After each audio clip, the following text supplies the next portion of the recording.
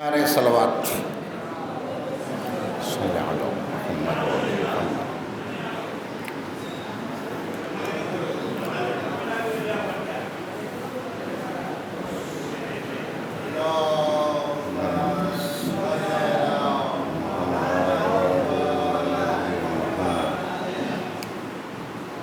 لا حول ولا قوة إلا بالله العلي العظيم۔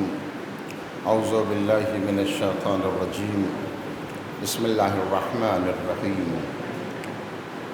الحمد للہ رب العالمین والصلاة والسلام علی خیر خلقہ خاتم النبیین مولانا ابی القاسم محمد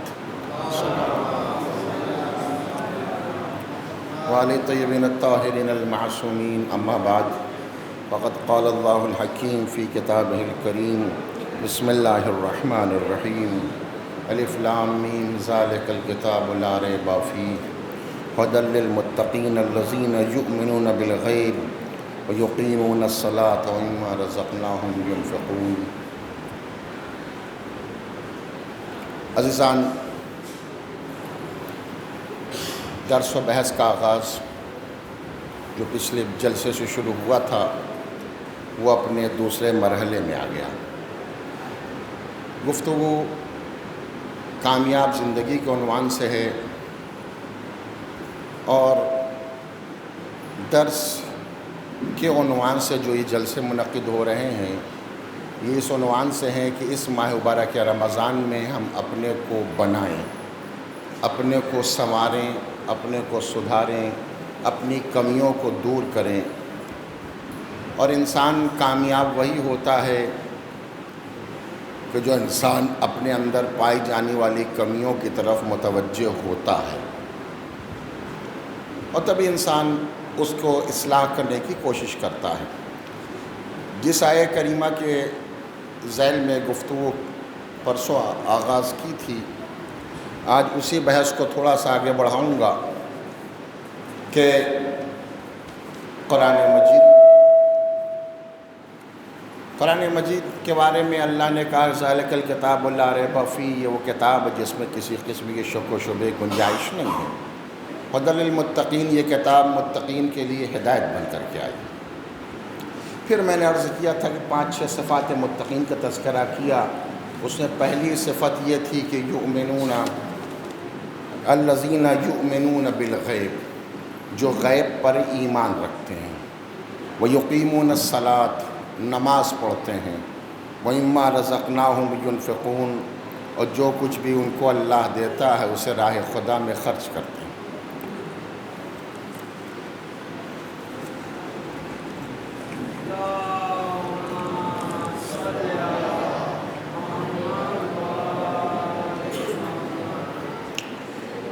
بحث ہماری یہ ہے کہ ہمیں سب سے پہلے مرحلے میں صاحب ایمان ہونا پڑے گا۔ اگرچہ ہم غور کریں تو اندازہ ہوتا ہے کہ ہمارے معاشرے اور سماج میں بھی، اور ہر معاشرے اور سماج میں بھی، ایمان کی مختلف قسمیں دکھائی دیتی ہیں۔ اس آواز کو تھوڑا کم کر دیں تو اچھا رہے۔ ایمان کی مختلف قسمیں نظر آتی ہیں۔ ہم یہ چاہتے ہیں کہ میرے بچے اور نوجوان اس بات کی طرف متوجہ رہیں کہ ایمان کتنے طریقے کا ہوتا ہے، اور پھر اس کے بعد یہ محسوس کریں کہ ہم ایمان کے کس مرحلے پر ہیں۔ آخری رزلٹ یہ ہوگا کہ پھر اسلام نے جس کو حقیقی طور سے ایمان مانا ہے وہ کون سا ایمان ہے، آیا وہ ایمان ہمارے اندر پایا جاتا ہے یا نہیں پایا جاتا۔ جب اس آخری مرحلے ایمان پر ہم فائز ہو جائیں گے، اپنے اندر پیدا کر لیں گے، تو ہم کامیاب انسان بن سکتے ہیں۔ میں اپنے بچوں نوجوانوں کے لیے جلدی گفتگو کروں گا، ٹائم آج کم ہے، تاخیر ہو گئی، لیکن اپنی بات کو تو مکمل کرنا ہے۔ ایمان کے چند مرحلے ہیں، چند قسمیں ہیں۔ میں چاہتا ہوں کہ ذرا توجہ سے آپ سنیں، شاید کوئی بات آپ کے بچوں تک پہنچ سکے بات کو۔ ایمان کی پہلی قسم کا نام ہے ٹمپریری ایمان۔ ایک ایمان ہوتا ہے وقتی اور ٹمپریری ایمان، کہ جب انسان کے پاس وقت پڑتا ہے تو انسان صاحب ایمان بن جاتا ہے، وقت نکل جاتا ہے تو انسان بے ایمان ہو جاتا ہے، انسان بھول ہی جایا کرتا ہے۔ اور یہ وہ قسم ہے جس کی طرف قرآن مجید نے بھی اشارہ کیا کہ اذا رکبوا فی الفلک دعوا اللہ مخلصین، جب وہ کشتی پر ناؤ پہ سوار ہوتے ہیں تو اللہ کو اخلاص کے ساتھ پکارتے ہیں، یعنی جب کبھی مشکل میں پھنس جاتے ہیں اور دریا میں کشتی ان کی مجدھار میں آ جاتی ہے تو وہ اللہ کو پکارتے ہیں۔ فلما نجاہم الی البر، لیکن جب ہم ان کو خشکی تک، زمین تک نجات دے کر کے پہنچا دیتے ہیں تو انسان یہ مشرک ہو جاتا ہے۔ یعنی کیا ہوا؟ یعنی جب مشکل پڑی تو ہم بن گئے صاحب ایمان، اور جیسے ہی مشکل ختم ہوئی ویسے ہی ہم بھول ہی گئے کہ کس نے ہماری مدد کی تھی۔ دوسرے مقام پہ قرآن اسی انداز سے اور بھی کہہ رہا ہے کہ اذا مس الانسان الضر، جب انسان کو ہم کوئی مشکل پیش آتی ہے، یوں کہوں انسان کسی مصیبت میں مبتلا ہوتا ہے تو دعانا، وہ مجھ کو پکارتا ہے، قائما وقاعدا، اٹھتا ہے تو پکارتا ہے، بیٹھتا ہے، لیٹتا ہے تو پکارتا ہے، بیٹھتا ہے تو پکارتا ہے۔ فلما کشفنا عنہ الضر، لیکن جب ہم اپنی رحمت کے سہارے اس کی مشکل کو، اس کی مصیبتوں کو ختم کر دیتے ہیں، اس کے مسائل کو یوں کہا جائے حل کر دیتے ہیں، تو ہمارے پاس سے ایسے گزر جاتا ہے جیسے اس نے ہمیں پکارا ہی نہیں تھا۔ تو ایمان کی ایک قسم میں نے قرآن کے حوالے سے عرض کر دی کہ اس کا نام ہے ٹیمپریری ایمان۔ اب ہم کو محسوس کرنا ہے کہ یہ ایمان کی وہ قسم ہے جو ہر زمانے میں پائی جاتی ہے، سینکڑوں سال سے ہزاروں سال سے بات پائی جاتی ہے کہ جب انسان مشکل میں گرفتار ہوا تو صاحب ایمان بن گیا، اور جیسے ہی مشکل مرتفع ہوئی ویسے انسان بھول جاتا ہے کہ یہ مشکل کس نے ہماری حل کی ہے۔ اگر آپ مجھ کو اجازت دیں تو میں آپ کے سامنے اپنی زندگی میں یا کسی کی زندگی میں سینکڑوں مثالیں ہو سکتی ہیں۔ ہمارا کوئی گھر کا انسان مریض ہو گیا، میرا اولاد، میرا بھائی، میرا والد، والدین، کوئی بھی بیمار ہو گئے، سخت بیمار ہو گئے، مشکل آ گئی، تو آپ ہمیں انصاف سے بتائیں اس وقت ہماری کنڈیشن کیا ہوتی ہے؟ مسجد کے علاوہ ہمیں کچھ دکھائی نہیں دیتا، کوئی کام ہم غلط کرنے کو تیار نہیں ہوتے، 2 رکعت کے بجائے 4 رکعت نماز پڑھتے ہیں، مجموعوں میں جتنی دعائیں ہو سکتی ہیں ہم سب کو پڑھ ڈالتے ہیں، اب سوائے اللہ کے ہمیں کچھ دکھائی نہیں دیتا۔ لیکن الحمدللہ ان دعاؤں کے سہارے سے، مومنین دعاؤں سے، اللہ اپنے کرم سے ہمارے مریض کو جیسے ہی شفا دے دیتا ہے تو پھر کہاں کی مسجد و کہاں کے ہم، ہوتا ہے یا نہیں ہوتا؟ اگر میری بات نہیں پہنچی تو میں تازہ مثال دے دوں، امتحان کا زمانہ چل رہا ہے، نہیں چل رہا ہے، ایگزام کا پیریڈ چل رہا ہے، جیسے ہی ایگزام کی تاریخ نزدیک آتی ہے ہر آدمی ایک دوسرے سے کہتا ہے ذرا دعا کیجئے گا میرے بچے کے لیے، وہ بچہ کہتا ہے میرے لیے دعا کر دیجئے گا، اور وہی بڑی پابندی کے ساتھ نماز و دعا و اللہ اور رسول ہر چیز یاد رکھ کے کرتا ہے، لیکن ابھی جیسے ہی امتحان ختم ہو جائے گا پھر تو کس کو دعا اور کس کے نماز۔ تو عزیزان میری بات پہنچی ہے نہیں پہنچی؟ تو ایمان کی ایک قسم ہے، اس کا نام ہے ٹیمپریری ایمان۔ سنیے گا عزیزان، شاید کوئی بات ہو۔ ایک دوسرا ایمان آتا ہے، وہ ایمان کہا جاتا ہے زبانی ایمان۔ انسان کا ایمان صرف زبانی ہوتا ہے، دعوی ایمان ہوتا ہے اور اس کے آگے کچھ نہیں ہوتا، اور یہ ایمان، یہ عقیدہ، یہ سب کفار کی ہوتی ہے کہ قرآن مجید میں اس کا بھی تذکرہ پایا جاتا ہے کہ وقالت الاعراب آمنا، اے میرے پیغمبر یہ عرب بدو جب آپ کے پاس آتے ہیں اور آپ سے یہ کہتے ہیں کہ ہم ایمان لے کر کے آئے تو بل قولوا اسلمنا، تو میرے پیغمبر ان سے یہ کہو کہ تم ایمان نہیں لائے ہو بلکہ یہ کہو کہ تم اسلام لے کر کے آئے۔ پھر قرآن آگے بڑھ کہتا ہے کیوں آخر یہ کہ میرے پیغمبر ان سے بتا دو لما يدخل الایمان فی قلوبکم، اس لیے کہ ابھی ایمان تمہارے دلوں میں نہیں اترا، ایمان ابھی تمہارے دل کی گہرائی میں نہیں اترا ہے۔ یعنی اس کا مطلب کیا ہوا کہ یہ ایک زبانی ایمان ہوتا ہے کہ جو زبان پر گھومتا رہتا ہے، دل کی گہرائی میں نہیں اترتا، تو جب تک زبانی دعویٰ چلا کرتا ہے تب تک وہ اسلام کہا جاتا ہے۔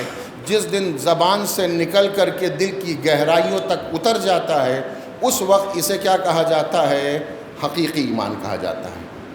اگر آپ میرے ساتھ یہاں تک آئے ہیں تو اپنی بات کو جوڑ دوں تاکہ کچھ باتیں ہماری اصلاحی طور سے ہم کو حاصل ہوتی چلے جائیں۔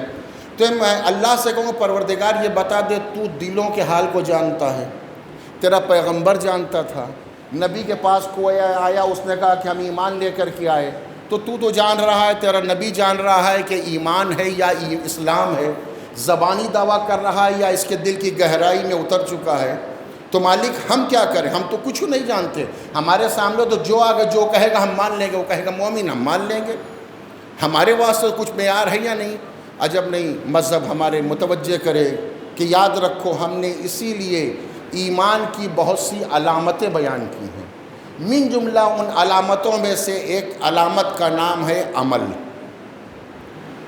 اس لیے کہ اگر عمل ہوگا تو خود بتائے گا کہ دل کی گہرائی میں کیا پایا جاتا ہے۔ زبانی جمع خرچ سے کوئی مسئلہ حل ہونے والا نہیں ہے۔ عزیزان، اس کے مسئلے ہزاروں پائے جاتے ہیں کہ انسان اگر دل کی گہرائی میں غور کر لے تو اس کو اندازہ ہو جاتا ہے کہ جب تک دل کے اندر گہرائی میں ایمان نہیں اترتا انسان کا کوئی ایکشن یا ری ایکشن نہیں آتا۔ جب تک اس کلاس کے حوالے سے گفتگو مثال نہ دوں گا بات آسان نہ ہوگی۔ آپ ہمیں انصاف سے بتائیں، مثلا یہ ہال ہے ہمارا، ہم یہاں بیٹھے ہوئے ہیں، یہاں لائٹ جل رہی ہے، اس کی کھڑکیاں موجود ہیں، باہر سے دیکھنے والا ابھی لائٹ جلتی رہے گی تو باہر دیکھنے والا باہر سے کیا محسوس کرے گا کہ اس کے اندر لائٹ جل رہی ہے۔ کیوں؟ اس لیے کہ کھڑکیوں سے گلاس سے روشنی باہر جا رہی ہے، تو باہر سے دیکھ کے اس بات کا پتہ لگایا جائے گا کہ اندر روشنی ہے، لیکن اگر اسے آپ آف کر دیں تو نور باہر نہیں دکھائی دے گا۔ تو اس کا مطلب کیا ہوتا ہے کہ جو اندر چیز ہوتی ہے باہر بتانے والی کوئی نہ کوئی چیز ضرور ہوا کرتی ہے۔ اسلام نے، دین نے، قرآن نے ہمارے واسطے متوجہ کیا کہ ایمان اگر ہوگا تو تمہارا عمل ضرور اس کو ہائی لائٹ کرے گا۔ تمہارے یہ ہاتھ، یہ پیر، یہ آنکھ، یہ زبان، یہ کان، یہ وہ چیزیں ہیں جو ہمیں بتاتی ہیں کہ اگر انسان کا عمل صحیح جا رہا ہے، اس کے اندر کچھ پایا جا رہا ہے۔ بلکہ یہ مثال نہ سمجھو تو وہی مثال جو ہمیشہ آتی ہے کہ دو حصے ہیں ہمارے دین کے، ایک کا نام ہے فروع دین، ایک کا نام ہے اصول دین۔ اصول دین یعنی جڑ، اور فروع دین یعنی ڈالیں اور شاخیں۔ یہی تو پڑھایا گیا ہمیں کتابوں کے اندر کہ اصول دین 5 ہیں، توحید، عدل، اصول دین کو مانا جاتا ہے۔ علماء نے اسی بات کی طرف اشارہ کیا ہے کہ یاد رکھو اسے جڑ کہتے ہیں جو اصول دین ہے، جو شاخیں ہیں، ڈالیں ہیں، اسے کہتے ہیں فروع دین ہے۔ تو اصول بالکل طے ہو گیا، جو درخت ہرا بھرا ہوگا یہ پتہ چلے گا کہ اس کے اندر اس کی روٹ اور اس کی جڑ مضبوط پائی جا رہی ہے۔ اور آگے بتا دوں، جتنا درخت بڑا ہوتا جائے گا اتنا ہی ہم کو اطمینان ہوگا کہ اس کی جڑیں اتنی گہری ہیں، جتنا درخت چھوٹا ہوتا جائے گا اتنا ہی پتہ چلے گا اس کی جڑ چھوٹی پڑ جائے۔ جتنا درخت ہرا بھرا ہوگا، جتنا پھل دے گا، ہم یہ سمجھیں گے اس کے روٹ، اس کے موڑ، اس کی جڑیں اتنی مضبوط ہیں کہ اتنا بڑا درخت ہے، یہ پھل رہا ہے، پھول رہا ہے۔ میری مثال پہنچ رہی نہیں پہنچ رہی ہے؟ اگر عزیزان محترم ہم اپنے اعمال سے، اپنے کردار سے، اپنے عادات سے، اپنے اطوار سے دین کی پابندی کر رہے ہیں، ہر اس کام کو انجام دے رہے ہیں جو خدا چاہتا ہے، ہر اس برے کام سے اپنے کو بچا رہے ہیں کہ جس سے خدا ناراض ہوتا ہے، اہل بیت ناراض ہوتے ہیں، یہ اس بات کی علامت بن جائے گا کہ ایمان ہمارے دل کی گہرائیوں میں پایا جا رہا۔ تو ایمان کی یہ 2 قسمیں ہو گئیں۔ ایمان کی ایک تیسری قسم پائی تو میں نے چلتا ہوں، ایک ہوتا ہے ٹمپریری ایمان کے وقت پڑ گیا تو صاحب ایمان، اور وقت نکل گیا تو انسان ایمان سے باہر ہو جاتا ہے۔ دوسرا ہے زبانی ایمان کے جو زبان پر رہتا ہے لیکن دل کی گہرائیوں میں نہیں اترتا۔ تیسرا مسئلہ ہے ایمان کی قسم، اس کا نام ہے تقلیدی ایمان۔ تقلیدی ایمان یعنی کیوں مانتے ہیں نہیں معلوم مگر مانتے ہیں۔ میں جو بات کہی آپ غور کر رہے ہیں، میں رک کیوں گیا تھوڑا آپ بھی سوچیں، اس لیے کہ ہمارے جتنے عقائد ہیں ان سب کی بنیاد کل یہی ہے کہ مانتے ہیں مگر کیوں مانتے نہیں معلوم۔ کیوں مان رہے کہ ابا نے بتایا، اماں نے بتایا، بھائی نے بتایا، دوست نے بتایا۔ کفار بھی اسی انداز سے ہوتے ہیں۔ ارے پیغمبر اسلام آنے کے بعد انہوں نے کیا کہا؟ ارے ان بتوں کو مان رہے ہو، ان درختوں کو خدا مان رہے ہو، ان کو مان رہے ہو، پتھروں کو کس کو خدا مان رہے ہو، ان کی کیا حیثیت ہے؟ یہ تو اپنا کام بھی نہیں کر سکتے، نہ بول سکتے، نہ فائدہ پہنچا سکتے، نہ نقصان پہنچا سکتے ہیں۔ زمین میں رکھ دو تو اوپر نہیں جا سکتے، طاق پر رکھ دو نیچے نہیں اتر سکتے۔ آخر ان کا کام کیا ہے؟ ان کو کیوں مانتے ہو؟ خدا تو وہ ہوتا ہے جو سارے کاموں کو انجام دے سکتا ہے. تم ان کو نہ مانو، تم ان سے بڑے ہو، تمہارے اختیار میں ہے. تم بناؤ گے تو یہ خدا بن جائیں گے، نہ بناؤ گے تو یہ بت رہ جائیں گے، پتھر رہ جائیں گے. اتنا سمجھایا پیغمبر اسلام نے، مگر ایک ہی بات آئی. کیا آئی؟ کہ انا وجدنا آبانا کذالک یفعلون. ہم کیا کریں؟ معاف کیجیے گا پیغمبر، ہمارے آبا و اجداد یہی کرتے چلے آئے ہیں، ہم بھی اسی انداز سے کرتے رہیں گے. یعنی مانتے ہیں، مگر کیوں مانتے ہیں؟ اس لیے کہ آبا و اجداد نسل میں چلا آ رہا ہے. عزیزان یاد رکھیے گا، ہمارے ایمان کی بہت سی شان اسی انداز سے ہے. میں نے عرض کیا جو ابتدا میں جو حضرات تشریف نہیں رکھتے تھے کہ ہم یہ ایمان کی اقسام کو محسوس کریں، اور محسوس کرنے کے بعد یہ دیکھیں کہ ہم کس خانے میں کھڑے ہیں، ہمارا ایمان کہاں پر ہے اور کس مرحلے پر ہے. اسلام ہم سے کس ایمان کا مطالبہ کر رہا ہے. تو بات تیسرے مرحلے کر رہا تھا کہ یہ مسئلہ خود ہے کہ ہم کیوں مانتے نہیں، بس چونکہ آبا و اجداد کا طریقہ ہے. اگر آپ یہ دیکھیں عزیزان، تو ہم ایک لفظ کہیں، مجھ کو اجازت دیں تو میں اپنے بچوں سے کہنا چاہتا ہوں، ہمارے یہاں جو مرنے جینے، برتھ ڈے پارٹی اور دوسرے مسائل میں جتنی ریت رواج اور رسم و رسومات ہیں، جتنی بھی ہیں، طرح طرح کی ہیں، ہر علاقے کی اپنی الگ. شادیوں میں کتنی رسم ہوتی ہے اللہ جانے. حتیٰ کہ مرنے والے مسائل کے اندر بھی آپ دیکھیں، ہر آدمی علیحدہ ایک رائے لے کے کھڑا ہو جاتا ہے توزیع المسائل کے مقابل کے اندر. ولادت کے مسئلے میں ہو، جشن کے مسئلے میں ہو، برتھ ڈے پارٹی ہو، ہزار قسم کے مسائل ہیں. اب سب میں دیکھیں ہم کچھ نہ کچھ کرتے رہتے ہیں. اس میں کچھ عقلی کے کبھی معیار پر اترتے ہیں، اور بعض کام تو ایسے ہو جو عقل سے بالکل باہر ہوتے ہیں، مگر سب کرتے چلے جاتے ہیں. اب کسی سے آپ کہیں کہ روک کے دیکھیے، کوئی رسم آپ ختم کر کے دکھلا دیجئے، نہیں ہو سکتی ہے. کیوں نہیں ہوگی؟ ارے کہنا یہ تو ہوتا چلا آیا ہے. تو اچھا بتائیے، وہ جو کفار و مشرکین کہہ رہے تھے کہ یہی ہوتا چلا ہے، وہی ہم مان رہے ہیں، تو اگر ہم بھی اسی راہ پر آگے بڑھ رہے ہیں تو پھر اپنے کو 1400 برس کا بعد کا ایڈوانس مسلمان نہ کہیں ہیں. ہم اسی خانے میں کھڑے ہو سکتے ہیں جہاں پر کفار و مشرکین کھڑے تھے. اور یہ یاد رکھیے گا، کبھی کبھی ایسا ہوتا ہے کہ عقیدہ ضروری نہیں کہ حق ہو. باطل عقیدہ بھی عقیدہ ہی کہا جاتا ہے. کفار کا عقیدہ وہی تھا، ان کا ایمان یہ عقیدہ جو لفظ استعمال کر لیں. اور ہم نے تو یہ تک دیکھا ہے کہ جو باطل عقائد والے ہیں، کبھی کبھی ان کا عقیدہ مسلمانوں سے زیادہ مضبوط دکھائی دیتا ہے. ہو سکتا ہے آپ سوچیں کہ مولانا صاحب نے کیا بات کہہ دی، ہم اللہ والے، ہمارا عقیدہ بھلا کہاں، ہم کس کو مانتے ہیں. آپ یہ کہہ رہے ہیں باطل عقیدہ رکھنے والوں کا عقیدہ جو ہے وہ زیادہ مضبوط مسلمانوں سے کیسا ہو سکتا ہے؟ ارے تاریخ نے اس کو بھی تو ذکر کیا نہیں. میں تاریخ نہیں پڑھوں گا، لیکن اشارہ کر کے یہ بات کو مکمل تو ضرور کر دو، سمجھا سکو اپنے بچوں کو کہ آپ جنگ خندق میں کیا ہوا تھا. جنگ خندق میں کیا ہوا تھا؟ وہ کفر کا عقیدہ رکھتا تھا عبد ود، اور مسلمان اللہ کو مان رہے تھے، رسول کے پاس بیٹھے تھے. وہ خندق پار کر کے آگے اپنے دین پر مرنے کے لیے اپنے گھر سے اٹھ کر کے اپنے باطل عقیدے پر جان دینے کے لیے اپنے گھر سے مسلمانوں کے پاس آ گیا، اور مسلمان اٹھنے کو تیار نہیں تھا. اور اس کے مقابل میں آپ کا سب سنا وہ واقعہ ہے، مجھے واقعہ نہیں پڑھنا، لیکن بات تو سمجھ متوجہ نہیں متوجہ ہو رہے ہیں. یعنی ان کا معاملہ کیا ہے کہ اٹھنے کو تیار نہیں تھے، اور وہ ہے کہ وہ اپنے عقیدے پر جان دینے کے تیار ہے. آگے یاد بھی دلا رہا تھا، مسلمانوں تمہارا عقیدہ ہے کہ وہ مار دو گے تو غازی ہو گے تب بھی جنت، مر جاؤ گے تو شہید ہو جاؤ گے تب بھی جنت، تو دونوں ہاتھ میں لڈو ہے تمہارے، آ جاؤ ہمارے موقع، یا مجھے مار دو یا مر جاؤ، جنت تو مل جائے. ساری چیز یاد بھی دلائی اس نے، مگر مسلمان اٹھنے کو تیار نہیں ہوا ہے. یعنی وہ اپنے عقیدے میں اتنا مضبوط تھا، اتنا مضبوط و محکم تھا کہ اپنے مذہب کو جان دینے کے واسطے وہاں سے یہاں چلا آیا. اور ہم ہیں کہ یہاں پہ اب مسلمان ہیں کہ اپنے جیسے اٹھنے کو تیار نہیں ہیں. میں نے یہ بات کیوں سنائی ہے؟ اس لیے کہ جب عقیدہ کمزور ہوتا ہے عزیزان، تبھی یہ باتیں پیدا ہوتی ہیں کہ انسان مذہب کو فالو نہیں کر پاتا. عقیدہ جب کمزور ہوتا ہے تو مذہب کے اصول پر عمل کر، بلکہ ہم گفتگو کل بچوں سے ہو رہی تھی، اسی بات کو تھوڑا سا جوڑ کر کے آگے بڑھانا چاہتا ہوں کہ جب ہمارا عقیدہ کمزور ہوتا ہے تو ہم وقت وہ آ جاتا ہے کہ ہم اپنا مذہب اور اپنی پہچان بھی چھپانے لگتے ہیں. میں پھر یاد دلا دوں کہ مجھے یہاں کی گفتگو نہیں، لیکن کامن گفتگو کرتا ہوں تو اس کو آپ سن لیں میری بات، یہ نہ کہیں گے مولانا نے آ کر کے مجھ کو برا کہہ دے، لیکن ایک کامن گفتگو میں کرنا چاہتا ہوں جو کرتا رہتا ہوں۔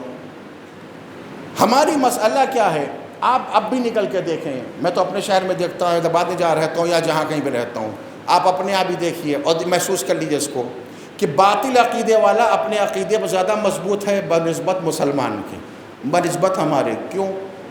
آپ صبح اٹھ کے دیکھیے، 9 بجے 10 بجے 11 بجے آپ بھی نکلتے ہیں، آپ بھی نکلتے ہیں بازار میں، سڑکوں پر، اپنے آفس جاتے رہتے ہیں۔ کفر کا ماننے والا، باطل خداؤں پر عقیدہ رکھنے والا، جب وہ اپنے گھر سے اپنے دھندے پر، اپنے کام پر نکلتا ہے تو آپ نے دیکھا ہوگا کوئی پیشانی پہ ٹیکا لگائے ہوئے ہیں، کوئی یہاں لگائے ہے، کوئی یہاں لگائے ہے، کوئی ادھر لگائے ہے، کوئی مالا پہنے ہوئے ہے، کوئی بھی کیسا اپ ٹو ڈیٹ آدمی ہو سکتا ہے کہ 3 پیس پہنے ہوئے ہو، میری بات متوجہ ہو رہے ہیں، ہو سکتا ہے 3 پیس پہنے ہوئے، ہو سکتا ہے اچھا نوجوان 18 20 سال 22 سال کا جوان ہو، لیکن جب وہ اپنے گھر سے نکلتا ہے تو اپنی مذہبی پہچان کو لے کے نکلتا ہے کہ ہم جا تو رہے ہیں اپنے کام پر، اپنا عقیدہ بھی لے کے چل رہے ہیں، اپنی مذہبی پہچان بھی لے کے جا رہے ہیں کہ ہمیں پہچانو ہمارا تعلق کس مذہب سے ہے۔ میں یہ بات کہنا چاہتا ہوں، لیکن کیا ہمارا حال کیا ہے؟ ہمارا حشر کیا ہے کہ ہم یہ چاہتے ہیں داڑھی اتنی چھوٹی کیر کر رکھیں کہ اس زیرو سے نیچے بھی اگر کوئی طبقہ ہوتا جہاں پر ٹریمر کا نام آتا تو ہم اس پر لے کر کے آتے تاکہ کوئی یہ نہ پہچان سکے کہ ہم مسلمان ہیں۔ کیوں؟ اس لیے کہ میں وہی بات کہہ رہا ہوں عقیدہ، کیوں؟ اس لیے کہ ہم کیوں ڈرتے ہیں؟ اس لیے کہ ہم اس بات پہ ڈر رہے ہیں کہ اگر وہ پتہ چل جائے گا کہ ہم مسلمان ہیں تو پھر دھندا نہیں ہوگا، دکان پہ گراہک نہیں آئے گا، کارخانے سامان خریدنے والا۔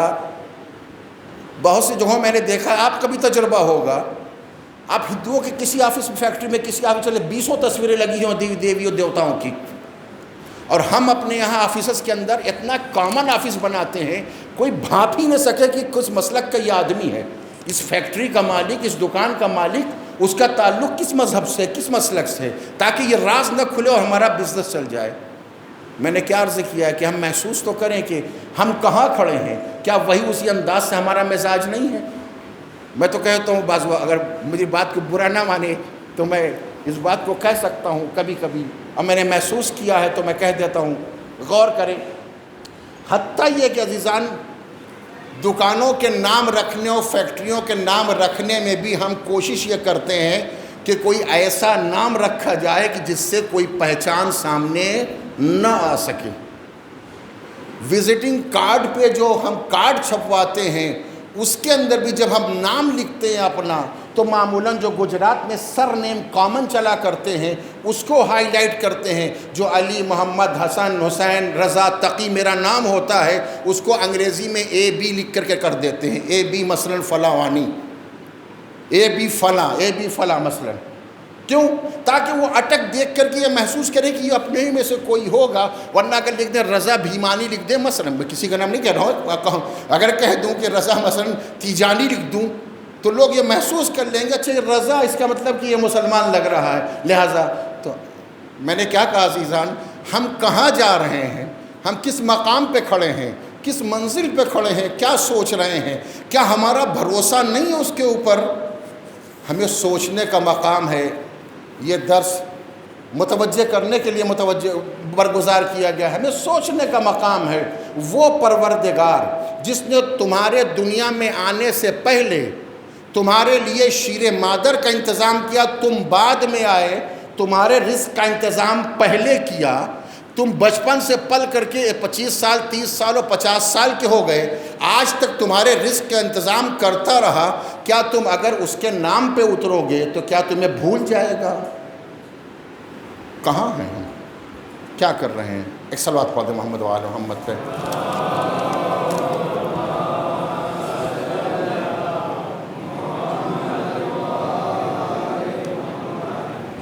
تو عزیزان محترم، یہ ایمان کی تیسری قسم ہے۔ ایمان کی چوتھی قسم، اس کا نام ہے ایمان ہے پرماننٹ، ٹیمپریری نہیں، زبانی نہیں، دل کی گہرائی میں اترا ہوا ہے، تقلید نہیں ہے بلکہ تحقیق کی بنیاد پر۔ مولانا تحقیق صاحب نہیں، تحقیق یعنی چھان بین کی بنیاد کے اوپر، ٹھیک ہے؟ تو مگر یہ کہ ایمان بے عمل کے قائل ہیں۔ آپ ایمان دیکھیے میرا، بہت سے لوگ ملیں گے آپ کو، ارے نماز دیکھا، ارے نماز کیا دیکھ رہا ہے، ایمان دیکھیے، ایمان مجھ سے بڑا ایمان صاحب ایمان کوئی نہیں ہے۔ عزیزو ایمان کیا دیکھیں، دل کا آپریشن کریں، کہاں سے پتہ چلے گا کون سا ایمان، کہاں سے ایمان کرنے نہیں، بس آپ سمجھیے میں مومن پکا متقی پرہیزگار آدمی ہوں، دیکھیے میرا ایمان دیکھیے، آپ مجھ کو محسوس کیجئے۔ تو کیسے دیکھا جائے، کیسے پتہ چلے گا؟ تو میں نے ابھی عرض کیا تھا کہ جب کبھی بھی کوئی عقیدہ ہوگا، کوئی ایمان ہوگا، کوئی فکر ہوگی، عمل سے بہرحال وہ ظاہر ہو جائے گا۔ اگر مجھے اجازت دیں، 6-7 منٹ بچے ہیں میرے پاس ٹائم میں، چلیے میں بہت کچھ کہنا تھا لیکن جلدی سمیٹ دیتا ہوں آج گفتگو کو، کس میں مکمل کر دوں گا۔ ترجیح کر رہا تھا کہ یہ مسئلہ ہوتا ہے نہیں ہوتا کہ عمل چاہیے، عمل عقیدے کی پہچان ہوتا ہے، عمل ایمان کو بتاتا ہے۔ ایک مثال جلدی سن لیجئے تاکہ ہماری بات سامنے آئے کہ جب عقیدہ ہوتا ہے تو عمل سامنے آتا ہے۔ مثال برائے مثال ہے، ایک صاحب تھے، وہ مسجد میں گئے نماز پڑھنے کے لیے، ظہر کا وقت تھا، مسجد پہنچے نماز کے لیے، انہوں نے دیکھا کہ 3-4 آدمی مسجد میں اور بیٹھے ہوئے ہیں، تو یہیں سے شیطان نے اپنی چابی چلائی اور ان کو متوجہ کیا کہ اب آپ اپنے کو ان لوگوں پر یہ ثابت کریں کہ آپ بہت بڑے مسلمان ہیں، بڑے پکے دیدار ہیں، آپ کو نماز بہت اچھی آتی ہے۔ نتیجے کے طور پر ہم نے یہ طے کیا، میں اپنی مثال دوں، میں نے یہ طے کیا کہ نماز رہے یا نہ رہے برتری ثابت ہو جائے، ہم ان کے اوپر اپنے کو یہ ثابت کر لے جائیں کہ ہم بہت پڑھے لکھے آدمی ہیں۔ اب یہ بھی بھول گئے کہ نماز ظہر زور سے پڑھی جاتی ہے کہ آہستہ، اب اس کا قربان ہو جائے لیکن امیج تو بچ جائے، پرسنالٹی تو ہماری بن جائے۔ یہ دنیا کے ہر کام میں ہم کرتے ہیں صبح شام تک، ہم اپنی پرسنالٹی بچانے کے لیے دین کو داؤں پہ لگا دیتے ہیں عزیزان، قربان کرتے ہیں دین کو، پاؤں اپنا دین پر رکھ کے آگے نکل جاتے ہیں تاکہ دین قربان ہو تو ہو جائے، میری پرسنالٹی قربان نہیں ہونا چاہیے، وہ مینٹین رہنا چاہیے۔ صبح شام تک ہم کیا کرتے ہیں عزیزان، یہ باتیں ہیں یا نہیں ہوتی ہیں، اس انداز سے اپنے سماج میں دیکھا کرتے ہیں۔ بہرحال گفتگو زیادہ دور تک نہ لے جاؤں گا، تو میں دیکھا کہ تو میں نے کہا اظہار برتری کرنا ہے، تو میں نے نماز آہستہ پڑھنی چاہیے تھی وہ میں نے، اچھا ظہر کی نماز میں کیسے پتہ چلا کہ میرا شین کیسے ہے، میں قاف کیسے ادا کرتا ہوں، میری عین کیسے ہے، میری تلاوت کیسے ہے، میری تجوید کیسے ہے، میں کیسے سبحان ربی الاعلیٰ کیسے کہتا ہوں، عظیمیں کیسا پتہ تو نہیں چلے گا، اس لیے سب آہستہ والے ہیں۔ تو ہم نے اس نماز کو زور سے پڑھنا شروع کیا۔ بہت توجہ میرے ساتھ دوستان رہیے گا، شاید میرے بچوں تک کوئی بات یاد رہ جائے۔ میں نے زور سے نماز پڑھنی شروع کی اپنی تمام ہنگامے کے ساتھ کہ جو لوگ بیٹھے تھے ان کے کان بجنے لگے، اتنی زور سے میں نے نماز پڑھنی شروع کر دی، شین قاف عین، قیامت ایک مصیبت، اپنے تمام ہنگامے کے ساتھ ہوتے ہوتے نماز ایک مرتبہ تمام ہوئی۔ جب نماز، ساتھ رہیے گا دوستان، ایک صلوات پڑھ دیں آپ۔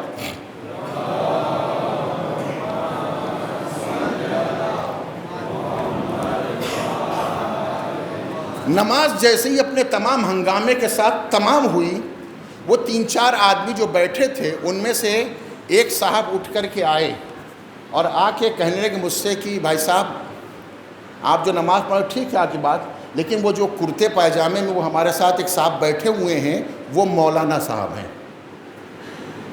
انہوں نے کیا بتایا؟ وہ کون ہیں؟ مولانا صاحب ہیں۔